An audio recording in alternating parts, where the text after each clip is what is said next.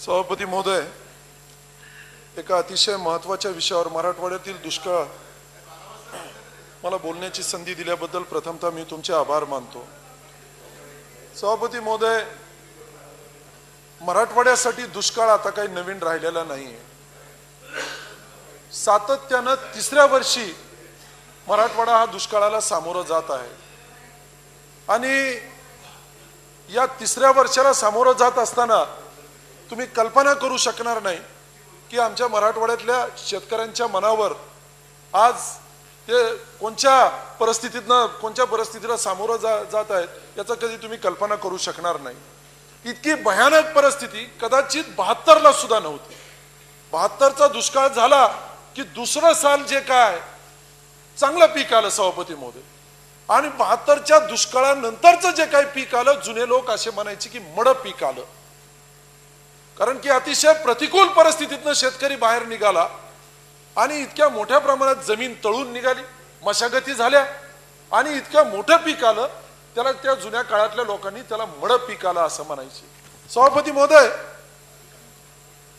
आज या तिसऱ्या वर्षी या दुष्काळाला सामोरं जात असताना माझा अतिशय स्पष्टपणे आरोप आहे सभापती महोदय की ठीक आहे, पाऊस पडला नाही मी मान्य करतो, पण कदाचित आपण अधिकचं लक्ष या मराठवाड्याच्या संदर्भात जर काही दिलं असतं तर ही परिस्थितीच उद्भवली नसती असा माझा स्पष्ट आरोप आहे सभापती महोदय। आज या दुष्काळाच्या संदर्भात आढावा घेण्यासाठी माननीय मुख्यमंत्री, माननीय महसूल मंत्री आणि त्यांच्याबरोबर अनेक मंत्रीगण हे मराठवाड्याला कमिशनरेट मध्ये औरंगाबादला आले आणि कमिशनरेट मध्ये एक बैठक झाली, एक व्यापक बैठक झाली, सगळे आमदार लोकप्रतिनिधी होते तिथं। परंतु त्या बैठकीच्या नंतर चर्चा झाल्यानंतरही मी आणि आमचे सहकारी मित्र धनंजय मुंडे साहेब आम्ही दोघांनी शेवटच्या बाकेवरनं माननीय मुख्यमंत्र्यांना विनंती केली, ओरडून तिथनं आवाज देऊन खडसे साहेबांना आम्ही विचारलं की साहेब आता आम्ही गावाकडे गेल्यानंतर आमच्या लोकांना काय सांगायचं सांगा, तुम्ही काय करणार आहेत, उपाययोजना काय तुमच्या, तुम्ही या मराठवाड्यातल्या शेतकऱ्याला दिलासा देण्याच्या हेतून काय उपाययोजना आखणार आहेत हे एकदाच सांगा, म्हणजे आम्हाला आमचं गावाकडे जाता येईल। माननीय मुख्यमंत्र्यांनी सांगितलं, खडसे साहेब तिथं होते, त्यांनी सांगितलं की जे जे काय तुम्ही ऐकलं ते तिथं गावाकडे जाऊन सांगा। ऐकलं हेच होतं सभापती महोदय की या संदर्भातला सगळा काही आढावा घेऊन आम्ही केंद्राला कळवणार आहेत आणि केंद्राची समिती येणार आहे आणि केंद्राची समिती आल्यानंतर या संदर्भातला निर्णय आम्ही घेऊया। सभापती महोदय, या दुष्काळाची दाहकता भीषणता कदाचित या नवीन सरकारला आहे का नाही याबद्दलची माझ्यासारख्या एका नवीन कार्यकर्त्याच्या मनात एक शंका येऊ लागली। सभापती महोदय, त्याच उपाययोजना दुष्काळाला सामोरं जाण्यासाठीच आम्ही जन्माला आलो की काय आता अशा प्रकारची शंका वाटू लागलेली आहे सभापती महोदय। याच्यात फरक काही होत नाही, तुम्ही विहिरीला टँकर देता, पाणी देता, कुठंतरी विहीर काढण्यात सार्वजनिक विहीर मनरेगामध्ये करण्यासाठी परवानगी देता, याच उपाययोजनाच्या ओझ्याखाली आम्ही दबून जगायचं का? मी सन्माननीय खडसे साहेबांना विचारलं की खडसे साहेब हे सगळं खरं आहे, प्यायच्या पाण्यासाठी तुम्ही टँकर देताल, विहीर देताल, मोटर पाईपलाईन करून देताल, पण आमच्या शेतीच्या पाण्याच्या संदर्भात आम्ही बोलायचं नाही का खडसे साहेब? ते म्हणले ही फक्त दुष्काळाची बैठक आहे अमर, दुष्काळापुरतच आणि दुष्काळापुरतं पिण्याच्या पाण्यापुरतच बोलायचं। सभापती महोदय, आम्हाला संसार नाहीये, आमच्या लेकीबाळीचे लग्न नाहीये, आमच्या लेकीबाळीचे शिक्षण नाहीये, आमच्या बापजाद्याचं कुणाचं दुखणं दाखणं नाहीये, काय राहिलं नाही, संसाराचं गाडा झसकाय आम्हाला नाहीच आहे, या बाकीच्या लोकांनाच आहे का? आम्ही आमच्या संसाराच्या संदर्भात, लेकरा बाळाच्या संदर्भात तुमच्या अनुदानावर अवलंबून राहायचं का? उद्या तुमचं अनुदान येणार, आमच्या लेकरा बाळाचे शिक्षण होतील, आमच्या लेकीबाळीचे लग्न होतील, तुमच्या अनुदानावर आम्ही जगायचं का? या संदर्भात तुम्ही कुणी विचार करायचा नाही आमचा? सभापती महोदय, आज या शेतकऱ्याला अक्षरशः नागोला गेलेला आहे मराठवाड्यातला शेतकरी। सभापती महोदय, आज या मराठवाड्यातला बीड जिल्ह्यातला गेवराई तालुक्यातलं मी जर काय सांगायचं म्हणलं सभापती महोदय, 1,19,000 हेक्टरवर कापसाचं पीक होतं सभापती महोदय। त्या 1,19,000 हेक्टर पैकी परवा दिवशी तहसीलदारांचा अहवाल, माननीय मुख्यमंत्री ज्यावेळेस बीडला आले त्या तहसीलदारांचा अहवाल आला, गेवराई तालुक्यातला गेवराई विधानसभा मतदारसंघातलं केवळ एक गाव हे 50 पैशाच्या आणेवारीपेक्षा अधिकचं होतं। 100%. केवळ एक गाव हे 50 पैशापेक्षा अधिकच होतं. ते कसं काय आलं तेही मला अजून त्याचा शोध घ्यावा लागेल. म्हणजे 100% तालुका हा 50 पैशापेक्षा कमीचे अनिवार्य आहे. आणि ते मी इथं अतिशय नम्रपणे तुम्हाला सांगितलं पाहिजे. ती सुद्धा परवा चौकशी केलं, 30 पैशापेक्षा कमीचे अनिवार्य आहे. म्हणजे इतक्या भयानक परिस्थितीतनं आम्ही चाललोय. परवा दिवशी जिल्हाधिकाऱ्यांना माननीय खडसे साहेब यांच्या उपस्थितीत, मुख्यमंत्री होते, माननीय मुख्यमंत्री महोदयांच्या उपस्थितीमध्ये हे रेकॉर्डवर आलेलं स्टेटमेंट आहे, आता माझ्याकडे आहे. माननीय जिल्हाधिकारी म्हणले की बीड जिल्ह्यात मराठवाड्यात सर्वाधिक आत्महत्या होत आहेत आणि त्या बीड जिल्ह्यामध्ये सर्वाधिक आत्महत्या या गेवराई तालुक्यात होत आहेत. त्याचं कारण हे या कापसाची उत्पादकता जी काय आता एकरी सभापती महोदय, जिथं आम्ही ड्रीपद्वारे 19-20 आणि या कापसाचा खोडवा घेत आम्ही मार्च पर्यंत जातो. आमच्याकडे रबी नाहीये, रबीचं नाही आमच्याकडे, अधिकचं नाही, 5-10% अधिक कधी रबी झालेलं नाहीये. आणि म्हणून कापसाचा खोडवा जे आमचा मार्च पर्यंत जात होता, आज त्या कापसाचं उत्पन्न एकरी 42-45 किलोच्या आत आलेलं आहे. कुठं 25-26 क्विंटल आणि कुठं 42-45 किलो. जे कापूस कालपर्यंत गेल्या सालापर्यंत 6,000 पर्यंत आम्ही दर घेतला कापसाला, आज कापूस 3900, CCI भाव 4100, पण आमच्याकडे 3900 काय सांगू सभापती महोदय? 8 दिवसाकरता त्या CCI वाल्यांनी सांगायचं की 4100, पण तुमचं पेमेंट आम्ही 15 दिवसानंतर देऊ. तातडीनं पैसे पाहिजेत म्हणून तेही कापूस आम्ही 3900 रुपयानं दिला. सभापती महोदय, 3900 रुपयानं कापूस जातो नाही. आज कापसाची येचणी जी काय आहे सभापती महोदय, मला माहित नाही तुमच्याकडे काय भाव आहे, पण आमच्याकडे 6 रुपयापेक्षा खाली नाहीये. 6 रुपये किलोनं येचणी होती सभापती महोदय. आज येचणी परवडत नाही, कारण सगळी जर काही येचणी झाली तर 40-45 किलो व्हायला लागला. आणि कोण 6 रुपये किलोनं? 200 रुपये रोजाप्रमाणे बाया तिथं येचणीला यायला लागलेल्या. सभापती महोदय, 500-600 रुपये गेले इथं, 3200-3300-3400 रुपये क्विंटलला कापूस देताय तुम्ही. सोयाबीन 3700 रुपयापर्यंत होता कालपर्यंत, 2600 रुपयाला गेला आणि आज आता परत 3200-3300 रुपयाला आलेला आहे सोयाबीन. दुधाचे भाव 26-27 रुपयापर्यंतचे दुधाचे भाव आज 16-17 रुपयापर्यंत आलेले आहेत. परवा दिवशी आमचे नेते आदरणीय दादा ज्यावेळेस बीड जिल्ह्यात दौऱ्याला आले, त्या एका शेतकऱ्यानं ते दुधाचं कॅन आणि मिनरल वॉटरची बाटली, तुम्हाला दोन्हीपैकी कोणचं 15 रुपयाला घ्या म्हणले. दुधाचे भाव तेच आणि पाण्याचे भाव तेच. पाण्याच्या भावानं दूध तुम्ही विकायला निघालेला. अरे कुठं फेडताल हे करण्यासाठी तुम्ही आला होतात का? यासाठी हा हट्ट होता का? यासाठी आग्रह होता का सत्तेत येण्याचा? आज काय परिस्थिती शेतकऱ्याचा एक इथं कुठून कुणी उभं राहून बोलू शकतो का? आज मला पाहायचंय रावते साहेब तुमच्याकडे. ज्या रावते साहेबांना मी पाहिलेलं आहे इथं काम करत असताना सभागृहात, मी काय नवीन इथं 3 वर्षापासून रावते साहेबांना पाहत आलेलो आहे. त्यांचे भाषण अनेक मी ऐकलेले. एक कणखर बाण्याचा, परखड विचाराचा कठोर प्रशासक, आज कर्तृत्व पार करत असताना रावते साहेबांना मला एकदा ऐकायचं आहे या सभागृहात. मराठवाड्याच्या संदर्भात सातत्यानं रावते साहेबांनी इथं शब्द उचललेला आहे. मराठवाड्याच्या अनेक प्रश्नांच्या संदर्भात वाचा फोडण्याचं प्रामाणिक काम तुम्ही साहेब केलेलं आहे. आज तुमचं कर्तृत्व पार पडत असताना तुमच्यातला एक कठोर प्रशासक मला पाहायचा आहे रावते साहेब. आणि मी अतिशयोक्तीने सांगत नाही रावते साहेब, कदाचित मी असं म्हणलं तर ते अतिशयोक्ती ठरणार नाही.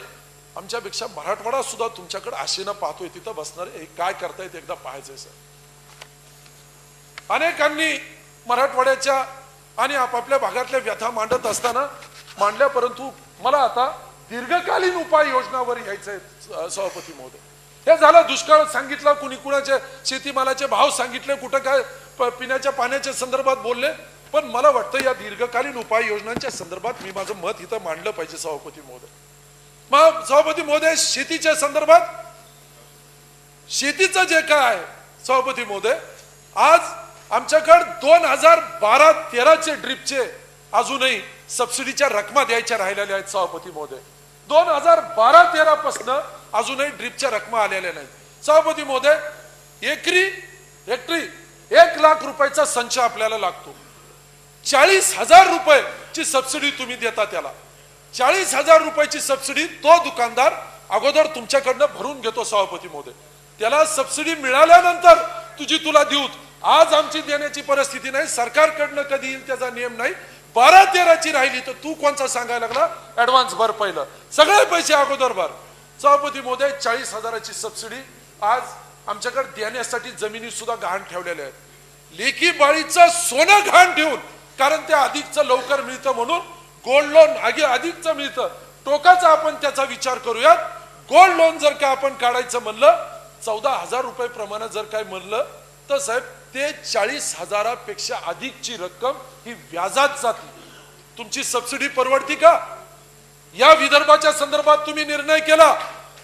विदर्भाला तुम्ही पॅकेज देत असताना ड्रिपची जी काही सबसिडी आहे ती पॅकेज म्हणून तुम्ही विदर्भाला दिली आणि त्याच पद्धतीनं मराठवाड्याला पॅकेज म्हणून 100 कोटीचं या ड्रिपचं पॅकेज म्हणून तुम्ही मराठवाड्याच्या कमिशनरेटला द्यावं आणि जिथं जिथं या संदर्भात शेतकऱ्यांच्या सबसिडीचा निर्णय करण्याचं बाकी आहे ती सबसिडी ज्या त्या जिल्ह्याला जिल्हाधिकाऱ्यानं ऑपरेट करावं, जिल्हाधिकाऱ्यांना तिथं ऑपरेट करण्याची ती अथॉरिटी नेमावी आणि ती सबसिडी जिल्हाधिकाऱ्यांकडे तिकडे वर्ग करण्याचा अधिकार आपण द्यावा. सभापती महोदय, माझी एक विनंती आहे. एक दुष्काळी भाग आहे मराठवाडा आणि मराठवाड्याच्या संदर्भात आपण निर्णय करत असताना खास बाब म्हणून आता यानंतर सातत्याने 3 वर्षाकरता खास बाब म्हणून सबसिडी आपण 75% पर्यंत वाढवावी, ही एक मी तुम्हाला नम्र विनंती करतो तुम्हाला. सभापती महोदय, शेततळ्याच्या संदर्भात शेततळ्याचे अनेक नियम आहेत. NRHM, नॅशनल हॉर्टिकल्चर बोर्ड, साहेब काय मर्यादित काम करणारे हे लोक आहेत. तुमच्याकडे फळबाग किती आहे, आंबा किती आहे, डाळिंब किती आहे? अहो ते जे काही शेततळ तुम्ही दिलेले आहे सभापती महोदय, ते त्याच परिस्थितीत दिलेले आहे की या मराठवाडा आणि ज्या ज्या ठिकाणी हा दुष्काळी भाग आहे या दुष्काळी भागांना पाणी साठवण्याकरता वॉटर बॉडीज निर्माण कराव्यात म्हणून आपण शेततळे दिलेले आहेत. अरे त्याला अटी काय लावता? काय कारण आहे त्याला अटी लावण्याचं? आज आम्ही त्या शेततळ्यातलं पाणी गुराढोराला वापरू अथवा आम्ही कापसाला वापरू, त्याला 100 अटी लावून देताय तुम्ही. तुझं शेततळ तपासून पाहिजे. पण आज मी विनंती करतो मंत्री महोदय की या शेततळ्याच्या संदर्भात निर्णय करत असताना सरसकट जे मागल 5 एकराच्या आतले जे काही शेतकरी आहेत, 7 एकराच्या 10 एकराच्या आतले शेतकरी, यांना आपण शेततळ देत असताना त्या पॉलिथिन सहित आपण शेततळ द्यावं, ही मी तुम्हाला विनंती करतो. MREGS मध्ये जे काही शेततळ तुम्ही देतायत ते काही मर्यादेपर्यंतच देतायत आणि ते शेततळ करणं आज परवडत नाहीये. आणि म्हणून एक धाडसी निर्णय या मराठवाड्याच्या संदर्भात घेत असताना आपण घ्यावा की त्या शेततळ्याचा विनियोग, पाण्याचा विनियोग भले तुम्ही कापसाला करा, गुराढोरांना करा किंवा फळबागाला करा, त्याला अटी न लावता या संदर्भातला आपण निर्णय करणं गरजेचं वाटतं. सभापती महोदय, हवामानावर आधारित विमा योजना, हवामानावर आधारित आमच्याकडलं हवा कशी होती, मान कसं होतं तेच कळलं नाही. नगर जिल्ह्याला तुम्ही ते दिलं. अरे आम्ही कोणत्या योजना तुमच्या याच्यात निकषात बसलो नाही. नगर सहित इतर अनेक जिल्ह्याला दिलं, मराठवाड्यातला एकही जिल्हा नाही. मराठवाड्यातलं हवामान काय नेमकं बाधतं का काय आपल्याला? हा काय अडचण काय? आणि म्हणून हवामानावर आधारित असणारी ही कृषी विमा योजना यामध्ये संपूर्ण मराठवाड्याचा समावेश केला जावा, ही अतिशय नम्रपणे मी तुम्हाला विनंती करतोय. संदर्भात आमच्याकडे सभापती महोदय, सोयाबीनच्या संदर्भात आमच्याकडे या पूर्ण बीड जिल्ह्यातल्या केवळ 8 महसूल मंडळातच सोयाबीनचा विमा आपण स्वीकारतायत. सभापती महोदय, आम्हाला सोयाबीन आता सुरू केलंय. गेल्या साली आमच्याकडे 2 वर्षापूर्वी सोयाबीन सरासरी 3 हेक्टरच्या वर कधी सोयाबीन झालं नाही. पण आता आम्ही या 2 वर्षापासून सुरुवात केलं. गेल्या साली 3,500 एकर पर्यंत आमच्याकडे सोयाबीन झालं. या वर्षी महसूल मंडळात आमच्याकडच्या गेवराई तालुक्यातल्या गेवराई विधानसभा मतदारसंघ आणि बीड जिल्ह्यातल्या केज अंबाजोगाई वगळलं तर आमच्याकडे बीड जिल्ह्यामध्ये सोयाबीनच्या संदर्भातला समावेश नव्यानं तिथं करणं गरजेचं आहे. आणि जर काय माननीय आयुक्तांना आदेश दिलं तरच यानंतर आम्हाला सोयाबीनच्या संदर्भात विमा भरण्याची आम्हाला परवानगी मिळेल. सभापती महोदय, MREGSच्या संदर्भात काही नवीन मेजर्स आपण घेणं, काही नवीन निर्णय घेणं आपण अतिशय गरजेचं आहे. तेच रस्ता, तेच खाजगी वीर, याच्यापेक्षा आपण पलीकडे कधी गेलेलो नाही. UGB जे काय भूमिगत बंधारा म्हणून आपण ज्याला म्हणतोय त्या भूमिगत बंधाऱ्याला आपण तिथं दिलेलं आहे लाईन डिपार्टमेंट जी काय आहे ती तहसीलदार आहे. आता तहसीलदारनं भूमिगत बंधाऱ्याचं मोजमाप कसं घ्यावं बरं? ते टेक्निकल पर्सन आहे आणि भूमिगत बंधाऱ्यासारखं सगळ्यात चांगलं काम हे दुसरं कोणचं असू शकणार नाहीये सभापती महोदय. इमिजिएटली पावसाळा एक पाऊस पाणी वाहून गेलं की त्या भूमिगत बंधाऱ्याचे आपल्याला रिझल्ट मिळतात सभापती महोदय. लाईन डिपार्टमेंट त्याला तहसीलदार आणि टेक्निकल त्याला बॅकअप जे काय जिओलॉजिस्ट. आता ते जिओलॉजिस्ट म्हणतो मी फक्त जागा दाखवणार, इस्टिमेट जिल्हा परिषद कडनं करून घ्या आणि अंमल करायचं तहसीलदार कडनं करून घ्या. सभापती महोदय या संदर्भातले निकष निर्णय हे बदलणं अतिशय गरजेचं आहे सभापती महोदय. सभापती महोदय 60-40चा हा जो काही रेशिओ आहे सभापती महोदय, आता तुम्ही त्या गावात एखाद्या गावात करायला लागलात वाडीला, आता कोणचा 60-40चा रेशिओ लावता तुम्ही त्याला? त्या वाडीला मूळ जिथं MREGSचं कामच झालं नाही तिथं 60-40चा कोणता रेशिओ लावता तुम्ही? आणि म्हणून या 60-40च्या रेशिओच्या संदर्भात मुळातच आपण तालुका एक युनिट म्हणून ग्राह्य धरून तालुक्याचा रेशिओ आपण ते सुद्धा या दुष्काळी भागातल्या संदर्भात वेगळे निकष आपण देण्याचं मान्य केलं पाहिजे आणि किमान 50% हे तालुक्याच्या स्तरावर आपण मेंटेन करावं ही मी तुम्हाला विनंती करतोय सभापती महोदय. सभापती महोदय, बोर जे काही प्रकार आहे सभापती महोदय, मला वाटतं उद्या मी मतदारसंघात गेल्यानंतर माझ्या विरोधात रकानेच्या रकाने भरून येतील, परंतु मला वाटतं ती एक काळाची गरज आहे. आमच्या सारख्या दुष्काळी भागात बोर बॅन केला जावा सभापती महोदय. या जमिनीला छिद्र 800 फूट खाली तुम्ही खांदता, मला परवडतं माझा बोर देतो 800-900 फुटापर्यंत, शेजारच्याचा बोर 150-200 फुटापर्यंतचा सगळं पाणी मला परवडतं म्हणून मी माझ्या बोर मध्ये चाललेलं आहे पाणी सगळं. आणि मी 25-50 एकरवरला शेतकरी लोकांच्या आजूबाजूच्या बोर मधलं पाणी शोषून माझी शेती जगवत आहे सभापती. या बोरला बॅन करण्याचा एक धाडसी निर्णय हे सरकार घेईल का, हे आजच्या या प्रसंगी मी तुम्हाला अतिशय नम्रपणे तुमच्या समोर हा विषय मांडत आहे. सभापती महोदय, जे बोर रिचार्ज करायचे त्या रिचार्ज करण्याचं जे काही बोर आहे सभापती महोदयची जी नवीन पुस्तिका आलेली आहे, कोण करते हे नियम आम्हाला हे बी कळत नाही सभापती महोदय. त्याचा रेशिओ जे काय त्याला ते जे रिचार्ज पीठ आहे, उद्या गेवराई तालुक्यात मी 100 रिचार्ज पीठ करायचं म्हणलं तर सभापती महोदय त्या पुस्तिकेत लिहिलेलं त्याचा रेशिओ आहे 39:61. आता कसा करायचा आहे 39:61 हे एकदा समजून सांगावं. या निर्णय करणाऱ्या लोकांनी एकदा समजून सांगावं, तालुक्याच्या ठिकाणी यावं आणि हे रिचार्ज पीठ 39:61 कसं आहे. केंद्राला मात्र तुम्ही 50-50% ठेवता आणि राज्याला मात्र 39:61 करता. हे निर्णय निकष बदलणं हे अतिशय गरजेचं आहे. हे अतिशय नम्रपणे मी विनंती करतोय तुम्हाला सभापती महोदय. एक अतिशय महत्वाचं काम डिसिल्टिंग ऑफ CNB म्हणजे आपण जे नाले आहेत त्याचं रुंदीकरण, त्याचं खोलीकरण, त्याचं लांबीकरण याची परवानगी आपण या MREGS मधनं द्यावी ही मी तुम्हाला विनंती करतोय सभापती महोदय. सभापती महोदय, एक अतिशय महत्वाचा विषय, या मराठवाड्यातला शेतकरी यदा कदाचित तुम्हाला जर काही जगवायचं आहे ही गोष्ट तुमच्या या सरकारच्या सत्सद विवेक बुद्धीला जर पटतच असेल तर मी अतिशय नम्रपणे विनंती करतो. तुम्ही म्हणताल की बाबांनो नेहमी आले की मराठवाड्यातले हे माफ करा ते माफ करा. सभापती महोदय, माफ करा, आम्ही अतिशय मानानं जगणारा शेतकरी या मराठवाड्यातला आहे. या निधाड्या छातीच्या शेतकऱ्याला कष्ट करण्याशिवाय दुसरं काही सुधारलेलं नाहीये. ती संधी आम्हाला कधी मिळाली नाही, ते साधनं आम्हाला कधी मिळाले नाही. ती संधी साधनं मिळाले तर हे लोक जे काय आमच्याकडे येतात आणि असं मानेला झटका मारून हात वर करून जे म्हणतात की या पश्चिम महाराष्ट्रातल्या या भागातल्या आम्हाला संस्था कशा चालवायच्या हे आमच्याकडून शिका. सभापती महोदय, माफ करा, या मराठवाड्यातला शेतकरी हा संस्था कशा चालवायचा, शेती कसं करायचं या राज्याला धडे दिल्याशिवाय राहणार नाही. सभापती महोदय, आज आमचं वीज बिल सभापती महोदय, आमची 3 वर्ष मोटर फिरलीच नाही हो. 3 वर्ष झाली आमची मोटर फिरली नाही, परंतु आमचं वीज बिल तुम्ही पहा 50,000, 75,000, पाऊण लाख, लाखभर रुपये. सभापती महोदय, जिथं मोटरच फिरली नाही आमची वीज बिल देता कुठून. आज अतिशय नम्रपणे विनंती करतोय सभापती महोदय, निर्णय करत असताना या मराठवाड्याला पॅकेज देण्याची यदा कदाचित तुमचा प्रामाणिकपणा आहे तर त्या पॅकेज मध्ये आपण या वीज बिलाच्या संदर्भात आपण निश्चित विचार करावा आणि या मराठवाड्याच्या शेतकऱ्याला वीज बिल माफ करावं ही मी तुम्हाला विनंती करतोय सभापती महोदय. सभापती महोदय, कर्जाच्या संदर्भात जे काय आहे, कर्जाच्या संदर्भात जे काय सभापती महोदय, मराठवाड्यातल्या लोकांचं कर्ज जे काही तुम्ही मी माफी न मागितली तरी माझ्यावर आरोप होणारच आहेत.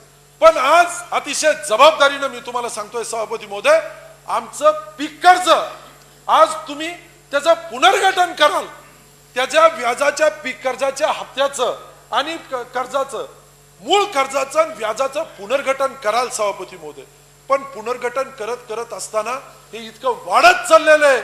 मराठवाड्याच्या संदर्भात, या पीक कर्जाच्या संदर्भात आपण निश्चित विचार करावा आणि या मराठवाड्याच्या शेतकऱ्याला परत एकदा ऊर्जित अवस्थेत आणायचं असेल तर त्याचं शेतीचं पीक कर्ज आपण माफ करावं. आणि हा धाडसी निर्णय या विदर्भातले हे राज्यकर्ते मराठवाड्याच्या संदर्भात घेतात का? हा उभा मराठवाडा तुमच्याकडे आशेनं पाहतोय. त्याचं कारणही तसं राजकीय आहे. निर्णय करत असताना विधानसभा असेल, लोकसभा असेल, भरभरून यश या राज्यकर्त्यांना या मराठवाड्यानं दिलेलं आहे. आणि हा मराठवाड्यातला शेतकरी जर काही तुमच्याकडे आशेनं पाहत असेल तर त्यात गैर वाटण्याचं काही कारण नाही आहे सभापती महोदय. करत असताना एक महत्वाचा सभापती महोदय तो विषय मांडायचा आहे. पीक कर्जाच्या संदर्भात आपण निर्णय करता, एमटीओ आम्ही घेतो, कशासाठी वापरतो सभापती महोदय? एमटीओचं कर्ज आपण शेतीला वापरतो साहेब. आपण एमटीओचं कर्ज, दिलीपराव साहेब इथं बसलेले देशमुख साहेब, ते एक अतिशय चांगली बँक, चांगला कारखाना चालवत आहे. मी अतिशय जबाबदारीनं सांगल की हे जे काही कर्ज देत असताना शेतीला वापरतो साहेब आपण हे कर्ज, त्याचं पुनर्गठन होत नाही, त्याच्या व्याजाच्या हप्त्याचं, त्याच्या कर्जाच्या हप्त्याचं पुनर्गठन होत नाही. तुम्ही फक्त कर्जाचं करता, पीक कर्जाचं, आणि त्याचा परिणाम असा होतो, बँक म्हणती तुमचं फक्त पीक कर्जाचं आम्ही त्याचं पुनर्गठन केलेलं आहे, आम्ही तुमचं एमटीओचं केलेलं नाहीये. आणि म्हणून त्याच्या नोटिसा देती बँक. आणि नोटिसा देत असताना 101 ची कारवाई करत असताना जमिनी घरात ताब्यात घेतली, त्या शेतकऱ्याच्या संसाराची राख रांगोळी झालेलं आम्ही स्वतः पाहिलेलं आहे सभापती महोदय. सभापती महोदय, एक अतिशय महत्वाचा या उपाययोजना मधला शेवटचा जो काही माझा विषय मला ते मांडायचा सभापती महोदय, 18 टीएमसीच्या संदर्भात तत्कालीन जलसंपदा मंत्री तटकरे साहेबांनी तो निर्णय घेतला आणि 18 टीएमसी जे जायकवाडीचं तुटीचं खोरं आहे, 21 टीएमसी आमचं कमी पडलेलं पाणी, ते 18 टीएमसी पाणी इतर प्रकल्प जे झालेच नाहीत या मराठवाड्यामधलं, ते 18 टीएमसी पाणी आता आम्हाला उपलब्ध करून दिलेलं आहे सभापती महोदय. परंतु ते जे काही पाणी उपलब्ध करून दिलेलं आहे सभापती महोदय, आता त्या संदर्भातला निर्णय करणं गरजेचं आहे सभापती महोदय. अतिशय लहान लहान प्रकल्प आहेत, 2-2, 2.5 कोटीचे, भूसंपादनाची जिथं आवश्यकता नाही आहे सभापती महोदय, असे प्रकल्प यदा कदाचित जर काही उभा केले तर आमच्या गेवराई आणि बीड तालुक्यातले प्रकल्प उभा झाले तर सभापती महोदय 27,000 हेक्टर जमीन शाश्वत शेती, आम्ही हा शब्दच विसरून चाललोय सभापती महोदय. शाश्वत शेती आम्ही कधी पाहिली नाहीये सभापती महोदय. एकदा पाहू द्या, आमच्या पिढीतल्या लोकांना एकदा पाहू द्या. काल ऊस, गेल्या साली लावलेला ऊस यावर्षी त्याच्यात नांगर घालायची वेळ आली सभापती महोदय. गोदावरी नदीच्या पात्रातले बॅरेजेस आज तुम्ही त्याला पाणी सोडायला तयार नाहीयेत. खडसे साहेबांनी सांगितलं की शेतीचं पाणी नाही, तुम्ही फक्त प्यायच्या पाण्याबद्दल बोला. सभापती महोदय माफ करा, या प्रश्नाचं उत्तर उद्या उत्तर देणाऱ्या मंत्री महोदयांच्या उत्तरामध्ये येऊ द्या की हो या मराठवाड्यातल्या शेतकऱ्याला शेती करण्याचं काही कारण नाहीये, बळवंत तुमचे संसार तुम्हाला उभा करण्याचं काही कारण नाहीये. आणि म्हणून भविष्यात यदा कदाचित तुमच्या लेकीबाळीचे लग्न करायचे असतील तर आमच्या मेहरबानीनं करा. तुमच्या लेकीबाळीचे शिक्षण करायचे असतील तर आमच्या अनुदानावर करा. तुमच्या बापजाद्याचं दुखणं आलं, उद्या दवाखान्यात घेऊन जायची वेळ आली तर आमच्या अनुदानावर करा. एकदा फतवा तर काढा. गप्प बसतो सभापती महोदय, परत एक शब्द सुद्धा तुम्हाला मागणार नाहीत आम्ही. तुम्ही आमचं मन तरी काय पाहता? जगतोत ना, आजही जगतोत, काल जगत होतो, उद्या जगू.